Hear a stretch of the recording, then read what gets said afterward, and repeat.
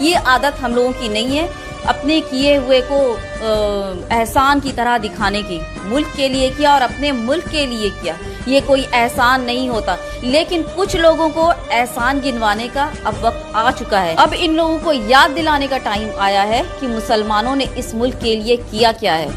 क्योंकि कुछ चीजें ना बोली जाएं तो वो आहिस्ता आहिस्ता धुंधली पड़ती जाती है और हम लोगों ने भी यही गलती की है। लेकिन अब ये गलती नहीं होगी। अब मुसलमानों ने क्या किया है ये बार बार सुनाती जाऊंगी, दिखाती जाऊंगी। तो ये जो अल्फाज इस्तेमाल करते हो ना कि हिंदुस्तान से निकल जाओ, तुम्हारे बाप की जागीर नहीं, कोई माई का लाल यहाँ से निकाल नहीं सकता, तुम्हारे बाप की जागीर नहीं। हिंदुस्तान हमारे बाप दादाओं का है और जितना हक तुम्हारा उतना हक हमारा। कोई हमारे जमीन से, हमारे मुल्क से हमें निकाल नहीं सकता, कोई माई का लाल। चाहे जितना चाहे प्रोपेगेंडा फैला लो, मुल्ले काटो मुल्ले मारो, वो चाहे जितना कर लो, कुछ नहीं होगा। सिर्फ भौंकोगे और भौंक कर निकल लोगे, इससे ज्यादा और कुछ नहीं कर सकते। अब सुनते जाओ और देखते जाओ कि मुसलमानों ने अपने मुल्क के लिए क्या किया है। और तुम जैसे नफरत फैलाने वालों की औकात ही नहीं है। कुछ लोग, कुछ जो नफरत फैला रहे हो मुसलमानों के लिए, खास वर्ग के लिए, तुम जैसे लोगों की औकात नहीं है। देखते जाओ और सुनते जाओ। दिमाग हो तो दिमाग खोल कर देखना और कान हो तो कान खोल कर सुनना। वो अलग बात है कि दिमाग में गोबर भरा है, बात घुसेगी नहीं, दूसरे तरह से ही लोगे। लेते रहो, सच जो है वो हमेशा सामने आएगा और आता रहेगा। तुम्हारे बकवास करने से कुछ नहीं होता।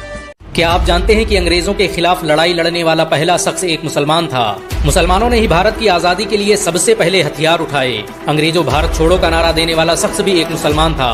मुंबई में पैदा होने वाले यूसुफ मेहर अली ने ही 1942 में सबसे पहले इस नारे का प्रयोग किया। साइमन गो बैक का नारा भी यूसुफ मेहर अली ने दिया था। बहुत कम लोग जानते हैं कि मुसलमानों ने ही असहयोग आंदोलन की शुरुआत की थी। 1920 में खिलाफत आंदोलन के दौरान मोहम्मद अली जौहर और मौलाना अबुल कलाम आजाद ने सबसे पहले अंग्रेजी सामान का बहिष्कार करने की रणनीति बनाई, जो कुछ ही दिनों में पूरे भारत में फैल गई। असहयोग आंदोलन में मुसलमानों ने बढ़ चढ़ कर हिस्सा लिया। भारत के सबसे बड़े शुगर व्यापारी हाजी सबू सिद्दीक ने अपनी शुगर फैक्ट्री पूरी तरह बंद कर दी। ये फैक्ट्री इतनी बड़ी थी कि इसके द्वारा बनाई गई शुगर पूरे इंग्लैंड में इस्तेमाल की जाती थी। बहुत कम लोग जानते हैं कि बाटा कंपनी भी मुसलमानों की थी, जिसे असहयोग आंदोलन के दौरान एक अंग्रेज ने खरीद लिया था। मुसलमानों ने इस आंदोलन के समर्थन में अपना सब कुछ कुर्बान कर दिया। आपको ये जानकर शायद हैरानी हो कि भगत सिंह का केस लड़ने वाला शख्स भी एक मुसलमान था। बैरिस्टर आसिफ अली ने भगत सिंह का केस तब लड़ा जब कोई भगत सिंह का साथ देने को तैयार नहीं था। अगर शोभा सिंह ने भगत सिंह के खिलाफ गवाही न दी होती तो भगत सिंह फांसी के फंदे पर चढ़ने से बच जाते। इंकलाब जिंदाबाद का नारा देने वाले हसरत मोहानी भी एक मुसलमान थे। उन्होंने ही भारत की आजादी की रूपरेखा तैयार की थी। इतिहासकारों के मुताबिक 1857 में होने वाले विद्रोह में 50,000 से अधिक उलमाओं को फांसी दी गई और लाखों मुसलमान सरेआम कत्ल कर दिए गए। 1857 में दिल्ली से लेकर कलकत्ता की रोड पर कोई ऐसा पेड़ नहीं था जिस पर मुस्लिम उलमाओं की लाशें न टंगी हों। मुसलमानों ने ही भारत की आजादी के लिए पहली जंग लड़ी। मैसूर के सुल्तान हैदर अली और उसके बेटे टीपू भारत की आजादी के लिए शहीद होने वाले पहले शासक थे।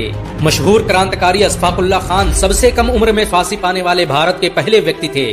औरंगजेब के शासनकाल में अंग्रेज कभी भारत में दाखिल न हो सके।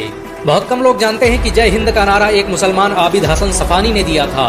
ये नारा आज भी भारतीय सेना और शासकीय प्रणाली में सम्मान स्वरूप इस्तेमाल किया जाता है। तिरंगे का निर्माण करने वाली सुरैया तैयब जी भी एक मुसलमान थी। उन्होंने ही भारत के राष्ट्रीय ध्वज। आपको ये जानकर शायद हैरानी हो कि भारत का पहला राष्ट्रीय गीत अजीमुल्लाह खान ने ही लिखा था। बहुत कम लोग जानते हैं कि मौलाना कासिम नानोतवी ने दारुल उलूम देवबंद की स्थापना अंग्रेजों को भारत से निकालने के लिए की थी। इस मदरसे का मकसद देश में ऐसे नौजवानों को पैदा करना था जो भारत की आजादी में योगदान दे सकें। रेशमी रुमाल आंदोलन की शुरुआत करने वाले मौलाना महमूदुल हसन और मौलाना उबैदुल्लाह सिंधी दारुल उलूम देवबंद के ही छात्र थे। मौलाना उबैदुल्लाह सिंधी ने सुभाष चंद्र बोस के साथ मिलकर भारत की पहली अस्थायी सरकार की स्थापना की थी और वह भारत के पहले गृह मंत्री भी थे। आपको ये जानकर शायद हैरानी हो कि मौलाना महमूदुल हसन ने ही 1920 में गांधी को महात्मा का लक़ब दिया। उनका ये नाम इतना मशहूर हुआ कि गांधी पूरी दुनिया में महात्मा गांधी के नाम से पुकारे जाने लगे। महमूदुल हसन ने ही हकीम अजमल खान के साथ मिलकर 1920 में जामिया मिलिया इस्लामिया यूनिवर्सिटी की स्थापना की थी ताकि भारतीय शिक्षा। हिंदुस्तान के मुसलमानों ने अपने देश के लिए और भी बहुत सारी कुर्बानियां दी हैं और बहुत सारी चीजें की हैं और इस तरह की वीडियो और भी लाती रहूंगी, और भी हैं मेरे पास। तो आखिर में बोलने का मकसद ये है कि हिंदू मुस्लिम जो भी हैं सब धर्म एक साथ मिलकर चलो, क्योंकि देश की हालत बहुत खराब है। इस नफरत के चक्कर में और भी डूबती जा रही है। सच में अगर मुल्क की भलाई चाहते हो और देश की भलाई चाहते हो तो सब मिलकर एक साथ चलो, कोई अकेला नहीं चल सकता। ये 5 उंगली मिलकर एक मुट्ठी बनती है, एक उंगली को आराम से तोड़ा और मरोड़ा जा सकता है। तो ये जो भरम में बैठे हो ना, ये भरम अपना छोड़ो, सबको मुट्ठी बनाकर लेकर चलो साथ में।